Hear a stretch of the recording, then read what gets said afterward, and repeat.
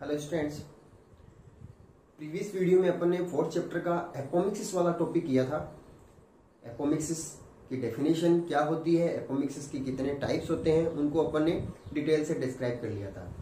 Apomixis वाले topic के अंदर अपना एक छोटा सा पार्ट हो रह गया था, इंपॉर्टेंस ऑफ एपोमिक्सिस, उसको करके और अपन अगली जो स्पेशल मेथड है प्लांट में रिप्रोडक्शन के, उसको अपन स्टार्ट करते हैं। तो एपोमिक्सिस के अंदर जो अपना रिमेनिंग पार्ट जो था वो क्या बचा था, importance of apomixis.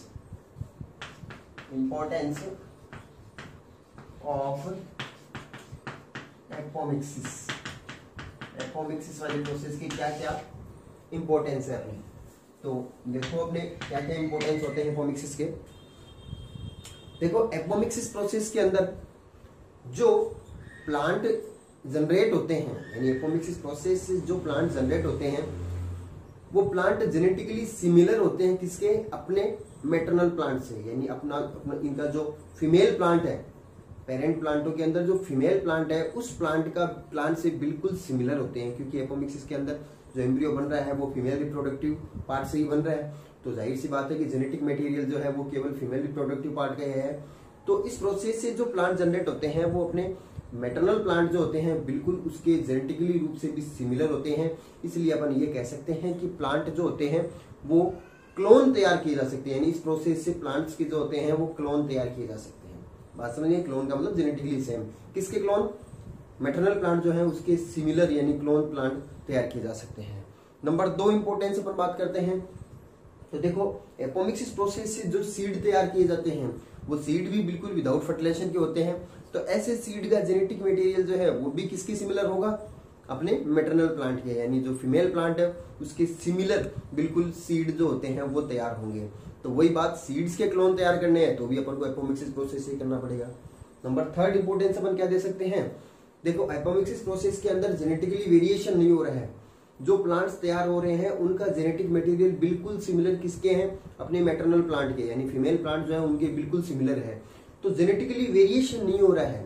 Normally sexual reproduction जब होता है तो जब सीड बनते हैं, सेक्सुअल रिप्रोडक्शन के थ्रू जो सीड्स बनते हैं उन सीड्स का जेनेटिक मटेरियल जो होता है वो वेरी करता है अपने पेरेंटल प्लांट से, यानी फीमेल और मेल प्लांट दोनों के जो सीड्स हैं उन दोनों के सीड से डिफरेंट टाइप के सीड बनते हैं, क्योंकि सेक्सुअल रिप्रोडक्शन के अंदर वेरिएशन प्रोड्यूस होते हैं। कैसे होते हैं अपन को पता है, मियोसिस प्रोसेस में गैमेट फॉर्मेशन होता है, तो क्रॉसिंग ओवर का प्रोसेस होता है जिससे वेरिएशंस क्रिएट होते हैं। तो यहाँ पर तो गैमेट फॉर्मेशन यानी मियोसिस है, फर्टिलाइजेशन है, ऐसी कोई भी प्रोसेस हो ही नहीं रहा है। तो इसका मतलब जो प्लांट तैयार होंगे उनमें कैरेक्टर्स जो होते हैं वो अपने मैटरनल प्लांट के सिमिलर रहेंगे। तो इससे फायदा क्या हो गया है कि कोई भी बेटर कैरेक्टर्स जो है ना, कोई बेनिफिशियल कैरेक्टर्स जो है उस बेनिफिशियल कैरेक्टर्स को अपन फिक्स रख सकते हैं प्लांट के अंदर, यानी जनरेशन टू जनरेशन, यानी बहुत सारी जनरेशन तक, मेनी जनरेशन तक अपन इस बेनिफिशियल कैरेक्टर को प्लांट के अंदर फिक्स रख सकते हैं, यानी वो डिस्ट्रॉय नहीं हो पाएगा कि कंटिन्यू वो एक बेटर जनरेशन, बेटर कैरेक्टर्स है वो एक जनरेशन में है तो एपोमिक्सिस से जो प्लांट तैयार किए तो उसके अंदर भी आ जाएगा वो, क्योंकि डिफरेंस तो कुछ हो ही नहीं रहा है, सिमिलर प्लांट तैयार हो रहे हैं। तो एक बेटर या बेनिफिशियल कैरेक्टर्स को अपन जनरेशन टू जनरेशन बिल्कुल फिक्स रख सकते हैं। ठीक है, इसके बाद में 4th जो एपोमिक्सिस का इंपॉर्टेंस है वो है हाइब्रिड सीड के प्रोडक्शन में। देखो नॉर्मली हाइब्रिड सीड कैसे तैयार करते हैं फार्मर्स जो होते हैं, हाइब्रिड सीड का प्रोडक्शन कैसे किया जाता है, 2 अलग अलग वेराइटी या 2 अलग अलग स्पीसीज के प्लांट्स के बीच में क्रॉस करवाते हैं, क्रॉस पोलिनेशन करवा करके हाइब्रिड सीड तैयार किए जाते हैं। इन हाइब्रिड सीड की खास बात क्या होती है कि इन सीड्स के अंदर दोनों पेरेंटल प्लांट्स के कैरेक्टर्स जो होते हैं वो एक में आ जाते हैं, तभी तो हाइब्रिड है, 2 के कैरेक्टर्स एक में आ जाना हाइब्रिड सीड है। मगर इन हाइब्रिड सीड्स को अगर अपन एक बार तो तैयार कर लिया, मगर अगले साल फिर से तैयार करना है फार्मर्स को, नेक्स्ट ईयर के लिए फिर से सीड तैयार करने हैं, तो अगर सेक्सुअल रिप्रोडक्शन करा करके उन सीड्स को तैयार किया जाएगा तब तो वो हाइब्रिड सीड की जो कैरेक्टरिस्टिक्स जो थे, जो अच्छे कैरेक्टर जो थे वो तो चेंज हो गए हैं, क्योंकि सेक्सुअल रिप्रोडक्शन से हाइब्रिड सीड का प्रोडक्शन करने पर तो वो चेंज हो गए हैं। तो हाइब्रिड सीड्स की जो कैरेक्टरिस्टिक्स जो थे ना वो कंटिन्यू नहीं बनी पाई है, क्योंकि सेक्सुअल रिप्रोडक्शन कर दिया है। तो अपन क्या करेंगे, हाइब्रिड सीड का प्रोडक्शन अगर अपन एपोमिक्सिस प्रोसेस से करवाए ना तो हाइब्रिड सीड्स की जो कैरेक्टरिस्टिक्स जो है, जो उनके बेनिफिशियल कैरेक्टर्स जो हैं वो बिल्कुल हूबहू ऐसे के ऐसे ही बने रहेंगे। तो हाइब्रिड सीड को हर साल फार्मर्स को मार्केट से परचेज करने की जरूरत नहीं है, वो एपोमिक्सिस प्रोसेस से उन हाइब्रिड सीड को अपने फार्म्स के अंदर भी तैयार कर सकता है। सेम वैसे ही सीड्स बन जाएंगे जो लास्ट ईयर उन्होंने क्रॉप रोटेशन के अंदर काम में लिए थे। बात समझ में आ गई है। तो ये कुछ एपोमिक्सिस के इंपॉर्टेंस हो गई है। ये अपना एपोमिक्सिस वाला टॉपिक कंप्लीट होता है। जो स्पेशल मेथड्स ऑफ प्लांट में रिप्रोडक्शन के हैं उनमें 4 मेथड्स बताए थे मैंने आपको। नंबर 1 एपोमिक्सिस, नंबर 2 एगेमोस्पर्मी, नंबर 3 बताया था आपको माइक्रो प्रोपेगेशन और नंबर 4 था वेजिटेटिव प्रोपेगेशन। तो एपोमिक्सिस जो एक सबसे इंपॉर्टेंट और सबसे लार्ज मेथड है वो अपन ने कंप्लीट कर लिया इस चैप्टर का।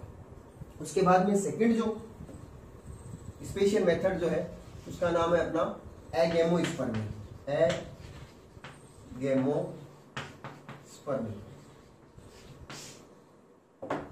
एगेमोस्पर्मी मेथड प्लांट्स में रिप्रोडक्शन का एक स्पेशल मेथड है।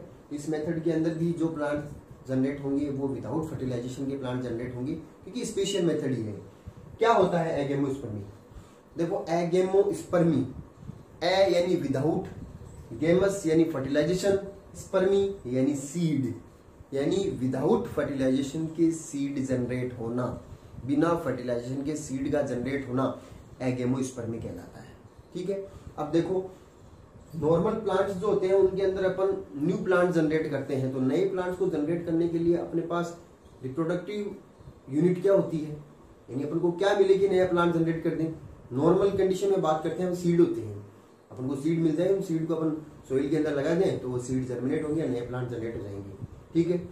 मगर ऐसे सीड्स जो होते हैं वो सीड्स सेक्सुअल रिप्रोडक्शन के थ्रू तैयार होते हैं। वो सीड्स तो जेनेटिकली वेरिएशंस होता है उनके अंदर, अपने पेरेंट्स प्लांट से डिफरेंट होते हैं। मगर मैं ये बात कर रहा हूं कि सीड तो है, एगेमोस्पर्मी प्रोसेस के अंदर भी न्यू प्लांट को जनरेट करने वाली रिप्रोडक्टिव यूनिट तो सीड है, मगर ये सीड जो है ना वो उन सीड से थोड़ी डिफरेंट टाइप के सीड हैं, क्योंकि ये सीड्स जो है वो विदाउट फर्टिलाइजेशन के बने हैं, बिना फर्टिलाइजेशन के सीड तैयार हुए हैं। अब बिना फर्टिलाइजेशन के कैसे हो सकते हैं कि जैसे मान लिया ओव्यूल है, ओव्यूल के अंदर कोई भी diploid cell like that nucellus है या इंट्यूगिमेंट है, उनकी कोई भी एक डिप्लॉइड सेल या फिर कोई एबनॉर्मल एम्ब्रियो से एक बन जाए। एबनॉर्मल एम्ब्रियो से रिकरेंट एपोमिक्सिस के अंदर बताया था मैंने आपको, एबनॉर्मल एम्ब्रियो से वो एम्ब्रियो से होता है जो डिप्लॉइड होता है। एबनॉर्मल एम्ब्रियो से एक डिप्लॉइड होता है, जबकि नॉर्मल एम्ब्रियो से एक हैप्लॉइड होता है। तो एबनॉर्मल एम्ब्रियो से की कोई भी डिप्लॉइड सेल या ओव्यूल की कोई भी डिप्लॉइड सेल विदाउट फर्टिलाइजेशन अगर सीड में कन्वर्ट हो जाती है तो इस प्रोसेस को एगेमोस्पर्मी कहते हैं। यानी एगेमोस्पर्मी में सीड को प्रोड्यूस करने वाली प्राइमरी इनिशियल सेल्स कौन सी है, वो या तो ओव्यूल की कोई डिप्लॉइड सेल या एबनॉर्मल एम्ब्रियो सेल की कोई भी डिप्लॉइड सेल विदाउट फर्टिलाइजेशन के सीड में कन्वर्ट हो जाएगी। यानी सीड डिप्लॉइड ही है। सेक्सुअल रिप्रोडक्शन के अंदर जो सीड बन रहे हैं वो भी डिप्लॉइड है, मगर यहाँ पर जो सीड बन रहे हैं वो भी डिप्लॉइड है। मगर दोनों में डिफरेंस क्या है कि ये सीड्स जो है ये बिना फर्टिलाइजेशन के बने, इसका मतलब ये सीड बिल्कुल सिमिलर हो गए हैं अपने मैटरनल प्लांट से। मैटरनल प्लांट्स में जो जेनेटिक मटेरियल है सेम वैसा का वैसा जेनेटिक मटेरियल इन सीड्स में हो गया है। बात समझ में आ गई है? इस प्रोसेस को बोलते हैं एगेमोस्पर्मी, यानी विदाउट फर्टिलाइजेशन के सीड को जनरेट करना। ठीक है। इसका एक एग्जांपल एगेमोस्पर्मी का एक नॉर्मल एग्जांपल अपन दे सकते हैं एडवेंटेटिव एम्ब्रियोनी। एडवेंटेटिव एम्ब्रियोनी, एडवेंटेटिव एम्ब्रियोनी अपन ने एपोमिक्सिस के टाइप्स में किया था, थर्ड टाइप किया था एडवेंटेटिव एम्ब्रियोनी। वो एक एगेमोस्पर्मी का ही एग्जांपल है, क्योंकि वहां पर भी क्या हो रहा था, ओव्यूल का न्यूसेलस या इंट्यूगिमेंट्स की कोई भी डिप्लॉइड सेल्स है वो डायरेक्ट एम्ब्रियो का फॉर्मेशन कर रही थी। यहां पर उस एम्ब्रियो वर्ड की जगह अपन सीड का नाम दे रहे हैं, तो बात एक ही है। ठीक है। उसके बाद में फोर्थ मेथड अपन करते हैं स्पेशल मेथड के अंदर, सॉरी थर्ड मेथड। पहला एपोमिक्सिस हो गया, सेकंड एगेमोस्पर्मी हो गया, और थर्ड मेथड जो है वो है micro propagation. Micro propagation, micro propagation method क्या होता है? देखो माइक्रो यानी बहुत ही minute part, propagation means grow करवाना, यानी छोटे पार्ट्स को ग्रो करा करके बड़े में कन्वर्ट होना। बेसिक वर्ड का मीनिंग बताया मैंने। होता क्या है कि नॉर्मली प्लांट्स जो होते हैं उन प्लांट्स के अंदर प्लांट के कोई भी micro part like that cells है, टिश्यूज है, प्रोटोप्लास्ट है, ऑर्गन है, ऐसे वेजिटेटिव पार्ट मतलब लीफ है, स्टेम है, रूट्स है, इनका कोई भी छोटा सा टुकड़ा, कोई भी पार्ट, या सिंगल सेल ले ले अपन, या प्रोटोप्लास्ट ले ले अपन, या कोई टिश्यूज ले ले अपन, ये छोटे पार्ट्स प्लांट्स के लेकर के उनको chemically synthesised non culture medium ये क्या हो गया है, कल्चर मीडियम होता है जो लेबोरेटरीज के अंदर बनाया जाता है और ग्लास वेयर्स के अंदर डाल करके, और उस कल्चर मीडियम पर जो प्लांट का अपन ने जो अपन ने एक सैंपल पार्ट लिया है ना, कोई भी रूट स्टेम लीव्स का कोई भी टुकड़ा, उस कल्चर मीडियम के ऊपर रख करके और उस कल्चर मीडियम पर वो पार्ट जो है वो ग्रो करता है और उससे नया प्लांट जनरेट हो जाता है। सेम वही चीज बता रहा हूँ मैं आपको, जैसे वेजिटेटिव प्रोपेगेशन किया था अपन ने, आर्टिफिशियल वेजिटेटिव प्रोपेगेशन किया था फर्स्ट चैप्टर के अंदर। उसमें क्या हो रहा था, अपन ने रूट कटिंग और शूट कटिंग किया था। प्लांट्स के रूट्स की टुकड़े कर लिए अपन ने, या शूट के स्टेम जो उसके छोटे छोटे टुकड़े कर लिए अपन ने, और ईच एक फ्रेगमेंट को, एक एक टुकड़ा जो है उसको अपन ने सॉइल में दूसरी जगह पर ले जाकर लगा दिया, उससे नया प्लांट जनरेट हो गया। वही चीज मैं यहाँ पर बता रहा हूँ। यहाँ पर सिर्फ उस सॉइल की जगह पर अपना पास कल्चर मीडियम है, वहां पर वो काम अपन नेचुरल एनवायरनमेंट में सॉइल के अंदर कर रहे थे, यहाँ पर ये काम अपन इन विट्रो कंडीशन में यानी लैब के अंदर आर्टिफिशियली मेथड से कर रहे हैं। प्लांट का कोई भी vegetative part like that root stem leaves का कोई भी एक्सप्लांट जो टुकड़ा लेंगे उसको एक्सप्लांट कहेंगे, या कोई सेल ले लिया है, या कोई टिश्यू ले लिया है, या कोई प्रोटोप्लास्ट ले लिया है अपन ने।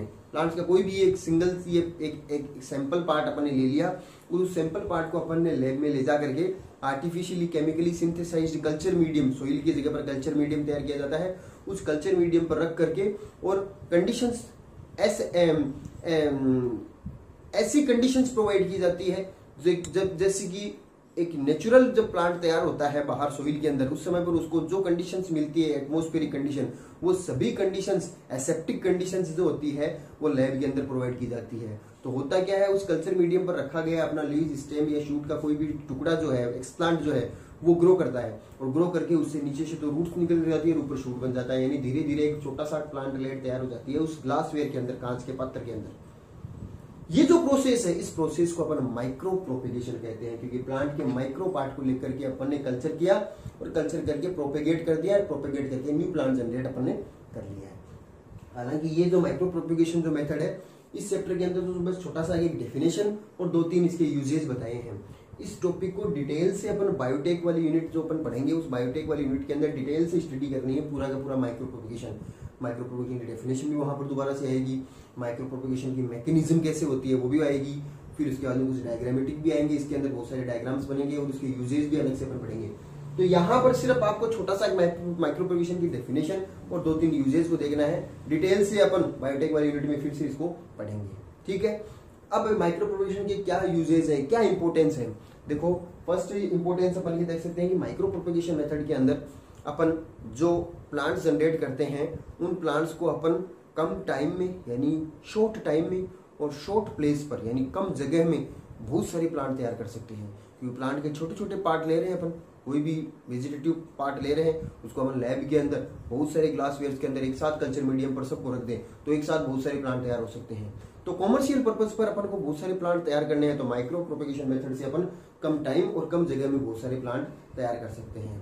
सेकंड क्या यूज हो जाएगा कि अगर अपन को डिजीज फ्री या वायरस फ्री प्लांट जनरेट करने हैं, डिजीज फ्री या वायरस फ्री प्लांट जनरेट करने हैं, तो भी अपन माइक्रो प्रोपेगेशन मेथड से कोई भी ऐसा प्लांट तैयार कर सकते हैं जो डिजीज फ्री है, यानी उसमें कोई डिजीज नहीं होगी या उसमें कोई वायरस का इन्फेक्शन नहीं हुआ है, ऐसे प्लांट भी जनरेट कर सकते हैं। ये वाला डिजीज फ्री या वायरस फ्री प्लांट जनरेट करना भी एक इंपॉर्टेंट टॉपिक है, जो अपन जब माइक्रो प्रोपेगेशन को डिटेल से बायोटेक वाले यूनिट में पढ़ेंगे उस टाइम आपको मैं कराऊंगा, ठीक है। तो ये अपना थर्ड मेथड जो है स्पेशल रिप्रोडक्शन मेथड का, ये थर्ड मेथड अपना कंप्लीट होता है। 4 मेथड बताए थे आपको मैंने, एपोमिक्सिस कंप्लीट हो गया, एगेमोस्पर्मी कंप्लीट हो गया, और थर्ड माइक्रो प्रोपेगेशन कंप्लीट हो गया, और फोर्थ था वेजिटेटिव प्रोपेगेशन। उसको अपन को इस चैप्टर में करना ही नहीं है क्योंकि उसको डिटेल से अपन फर्स्ट चैप्टर में कर चुके हैं वेजिटेटिव प्रोपेगेशन को, ठीक है। इसके बाद में अपना एक अलग से टॉपिक इस चैप्टर में आएगा, वो है पॉली एम्ब्रियोइनी, एक से ज्यादा एम्ब्रियो एक सीड के अंदर जनरेट होना। उसको अपन नेक्स्ट वीडियो के अंदर लेते हैं। Thank you.